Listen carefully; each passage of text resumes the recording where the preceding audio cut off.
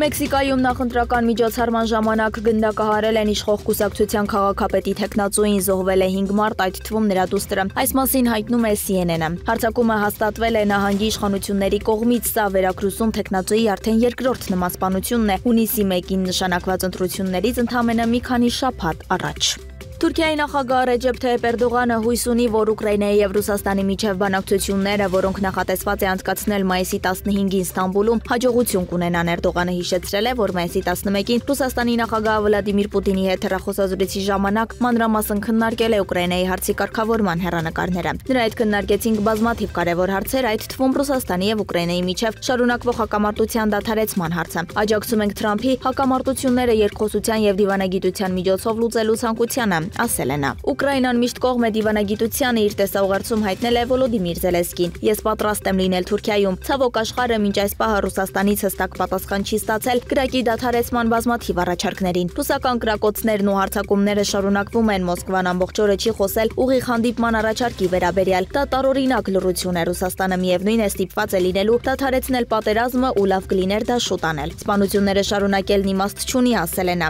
Զելենսկին նշել է, որ ամերիկյան առաջնորդ Դոնալդ Թրամփն ամբողջությամբ աջակցում է այդ հանդիպմանը։ Ուկրաինան կցանկանար, որ ԱՄՆ նախագահը հնարավորություն ունենար լինել Ստամբուլում։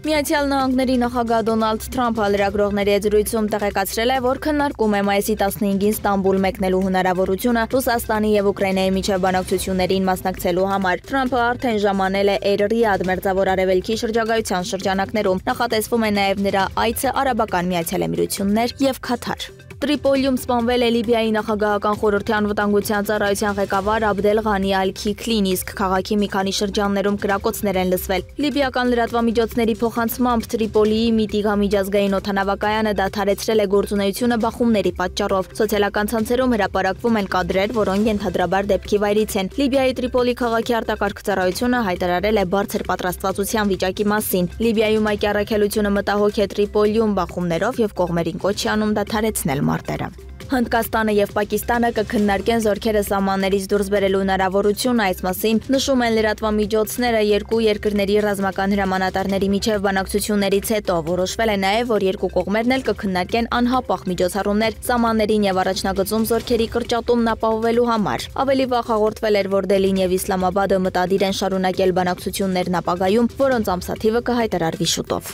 Հնդկաստանի վարչապետ Նարենդրա Մոդին խոստացել է խստորեն արձագանքել ապագա ցանկացած ահաբեկչական հարձակման եւ զգուշացրել, որ Նյու Դելին չի հանդուրժի միջուկային շանտաժը Պակիստանի հետ հետագա հակամարտության դեպքում։ Մոդին ժողովրդին ուղղված հեռուստատեսային ուղերձում ասել է, որ Պակիստանը ընտրել է հարձակվել, այլ ոչ թե օգնել ահաբեկչության դեմ պայքարում։ Եթե Հնդկաստանի դեմ եւս մեկ ահաբեկչական հարձակում լինի, կլինի ուժեղ պատասխան, ասել է նա։ Միացյալ Նահանգների նախագահ Դոնալդ Թրամփի միջնորդությամբ կնքված շաբաթվա վերջյան հրադադարը կարծես պահպանվում է կործանիչների, հրթիռների, անօդաչու սարքերի եւ հրետանու կիրառմամբ քարորիա հարձակումներից հետո, որոնք երկու միջուկային զենք ունեցող հարևանների միջև 1999 թվականից ի վեր ամենասարսափելի բռնությունն էին։ Իրանը պատրաստվում է Ռուսաստանի նախագահ Վլադիմիր Պուտինի այցին, հայտարարել է Իրանի կառավարության խոսնակ Ֆաթեմե Մոհաջերանին։ Կրեմլը դեռևս չի մեկնաբանել տեղեկությունը, հայտնի չէ, երբ է ծրագրվում Պուտինի այցը Իրան։